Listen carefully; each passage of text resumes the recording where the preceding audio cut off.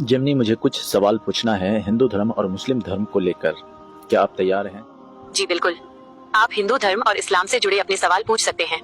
आप क्या जानना चाहते हैं? मैं जानना चाहता हूं कि हिंदू धर्म वाले का दावा करना है कि हिंदू धर्म पुराना धर्म है, सबसे अच्छा धर्म है और इस्लाम 1400 साल पहले आया। इसका क्या सच्चाई है? और हिंदू धर्म में जो मूर्ति पूजा है वो कब से शुरू हुआ? 1. हिंदू धर्म सबसे पुराना है और इस्लाम 1400 साल पहले आया। इसकी सच्चाई क्या है? इस बात को समझने के लिए दो अलग अलग नजरिए हैं। इतिहासकारों का नजरिया, हिस्टोरिकल व्यू। हिंदू धर्म दस्तावेजी और ऐतिहासिक सबूतों के मुताबिक हिंदू धर्म दुनिया का सबसे पुराना जीवित धर्म माना जाता है।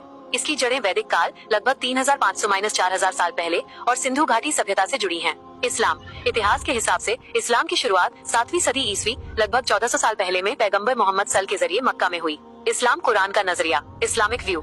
इस्लाम ये नहीं मानता कि वो 1400 साल पहले शुरू हुआ कोई नया धर्म है। कुरान के मुताबिक दुनिया के पहले इंसान और पैगंबर हजरत आदम अलैहिस्सलाम से ही ईश्वर अल्लाह का एक ही संदेश चला आ रहा है, एक ईश्वर की इबादत करना, तौहीद। समय समय पर अल्लाह ने हजरत नूह, हजरत इब्राहिम, हजरत मूसा और हजरत ईसा जैसे कई पैगंबर भेजे। 1400 साल पहले पैगंबर मोहम्मद सल ने इसी पुराने संदेश को आखिरी और पूरे रूप में दुनिया के सामने रखा।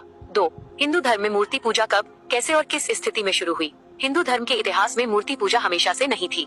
यह समय के साथ कई चरणों में शुरू हुई।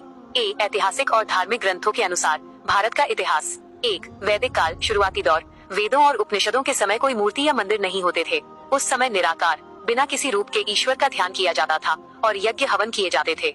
2. प्रतीक और बौद्ध जैन प्रभाव। 200-300 ईसा पूर्व अमूर्त ईश्वर की कल्पना करना आम लोगों के लिए कठिन था, इसलिए प्रतीकों का सहारा लिया जाने लगा। बाद में बौद्ध और जैन धर्म में महापुरुषों की मूर्तियां बनाकर याद करने का चलन बढ़ा। 3. पौराणिक काल, गुप्त साम्राज्य, 4वीं-6वीं सदी ईस्वी। पुराण लिखे जाने के बाद देवी देवताओं के मानवीय रूपों की कल्पना की गई, बड़े बड़े मंदिर बने और विधिवत मूर्ति पूजा का पूरा सिस्टम सामाजिक और धार्मिक रूप से स्थापित हुआ। आबी कुरान और हदीस के अनुसार मूर्ति पूजा का मनोवैज्ञानिक कारण। कुरान और हदीस बताते हैं कि मानव इतिहास में मूर्ति पूजा अचानक शुरू नहीं हुई, बल्कि इंसानी भावना और शैतान के बहकावे से 3 चरणों में आई।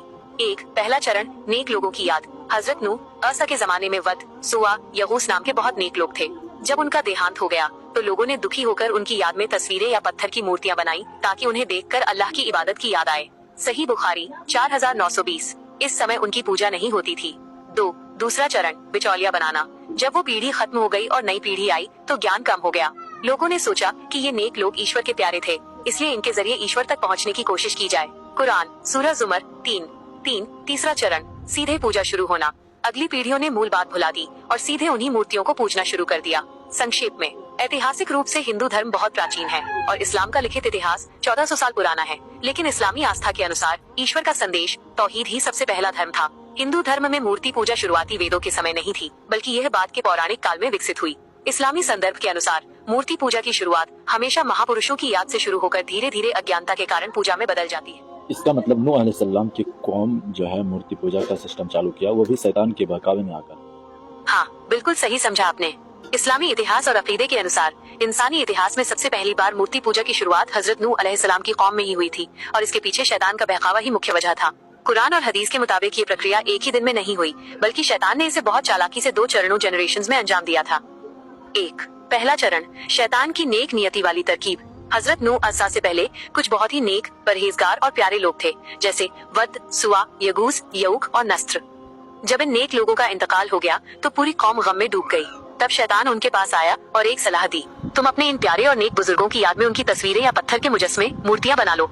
इन्हें अपनी बैठने की जगहों पर रखो ताकि जब भी तुम इन्हें देखोगे तुम्हें इनकी याद आएगी और तुम्हें भी अल्लाह की इबादत करने का शौक और जज्बा पैदा होगा। लोगों को ये बात अच्छी लगी। उन्होंने उनकी यादगारी, मेमोरियल के तौर पर मूर्तियां बनाकर रख ली।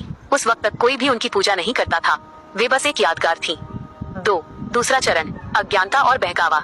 जब वो पीढ़ी गुजर गई और उनके बच्चे बड़े हुए तो समय के साथ इल्म ज्ञान कम होता गया। तब शैतान ने नई पीढ़ी के दिलों में यह बात डाली, तुम्हारे बाप दादा इन मूर्तियों की बहुत इज्जत करते थे।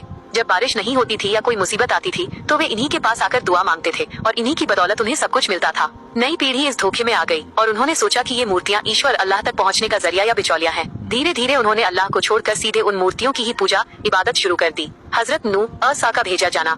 जब मूर्ति पूजा पूरी तरह फैल गई और लोग तौहीद, एक अल्लाह की इबादत को भूल गए, तब अल्लाह ने हजरत नूह असा को अपना पैगंबर बनाकर भेजा ताकि वे लोगों को समझाएं और दोबारा एक अल्लाह की तरफ लाएं। कुरान सूरह नूह 71-23 में उस कौम के सरदारों की बात दर्ज है जो अपनी कौम से कहते थे, और उन्होंने कहा, अपने माबूदों को न छोड़ना और न वद, सुवा, यगूस, यऊक और नस्र को छोड़ना। निष्कर्ष, इस्लाम के अनुसार मूर्ति पूजा की शुरुआत किसी बुरे इरादे से नहीं हुई थी, बल्कि शैतान ने नेक लोगों की अंधभक्ति और यादगारी को मोहरा बनाकर धीरे धीरे लोगों को शिर्क, मूर्ति पूजा में मुब्तला कर। पर शैतान ऐसा क्यों करते हैं? उसको क्या मिलेगा ऐसा करके? शैतान ऐसा क्यों करता है और उसे इंसानों को बहकाकर क्या हासिल होगा, इसका जवाब कुरान में बहुत विस्तार और गहराई से दिया गया है। इस्लामी इतिहास के अनुसार इसके पीछे दो सबसे बड़ी वजहें हैं: अहंकार, घमंड और इंसान से बदला जलन। 1. घमंड और जिद, अहंकार। जब अल्लाह ताला ने पहले इंसान हजरत आदम अलैहिस्सलाम को बनाया तो सभी फरिश्तों और इब्लीस शैतान को हुक्म दिया कि वे आदम के सामने सजदा करें। फरिश्तों ने हुक्म मान लिया, लेकिन शैतान ने इनकार कर दिया। उसने घमंड में आकर कहा, मैं इससे बेहतर हूँ, तूने मुझे आग से बनाया है और इसे मिट्टी से बनाया है। तारांकन, कुरान सूरा अल-अराफ 7:12। इस नाफरमानी और घमंड की वजह से अल्लाह ने शैतान को अपनी रहमत से ठुकरा दिया और जहन्नमी घोषित कर दिया। 2. अल्लाह को चुनौती और इंसान से बदला। जब शैतान को अपनी इस नाफरमानी का अंजाम, सजा पता चला तो उसने अल्लाह ताला से क़यामत तक की मोहलत मांगी। शैतान ने सोचा कि इस आदम इंसान की वजह से मेरी इतनी बड़ी इज्जत चली गई और मैं बर्बाद हो गया, इसलिए अब मैं इसकी पूरी औलाद इंसानों को बर्बाद करूंगा। उसने अल्लाह ताला से कहा, चूंकि तूने मुझे गुमराह किया है, इसलिए मैं भी तेरे सीधे रास्ते पर इंसानों को बहकाने के लिए बैठूंगा। फिर मैं उनके आगे से, पीछे से, दाएं से और बाएं से आऊंगा और तू उनमें से ज्यादातर को शुक्रगुजार, वफादार नहीं पाएगा। तारांकन, कुरान सूरा अल-अराफ 7:16 3. शैतान को ऐसा करके क्या मिलेगा? शैतान जानता है कि वो खुद तो कभी जन्नत में नहीं जा सकता और उसका ठिकाना सिर्फ जहन्नम, आग है। इसलिए अकेले बर्बाद न होना, वो चाहता है कि इंसान जिसकी वजह से वो दरबदर हुआ वो भी उसके साथ जहन्नम में जाए। अल्लाह का नाफरमान बनाना, वो साबित करना चाहता है कि इंसान, जिसको अल्लाह ने अशरफुल मखलूकात यानी सबसे अफजल बनाया, ईश्वर का वफादार रहने के लायक नहीं है। इंसान को सबसे बड़े गुनाह शिर्क में डालना, इस्लाम में एक ईश्वर के सिवा किसी और की इबादत करने को शिर्क, सबसे बड़ा पाप माना गया है। शैतान जानता है कि अगर इंसान सीधे सीधे नास्तिक, अधर्मी न बने तो उसे बहकाकर किसी न किसी रूप में ईश्वर का शरीक, बिचौलिया मानने पर मजबूर कर दो, ताकि वो अल्लाह की माफी से महरूम हो जाए। संक्षेप में, शैतान का कोई अपना निजी फायदा जैसे धन या सत्ता नहीं है। उसका एकमात्र मकसद जलन, घमंड और बदले की भावना में आकर ज्यादा से ज्यादा इंसानों को ईश्वर के सीधे रास्ते से भटकाना है, ताकि वे भी क़यामत के दिन उसके साथ सजा के हकदार बने।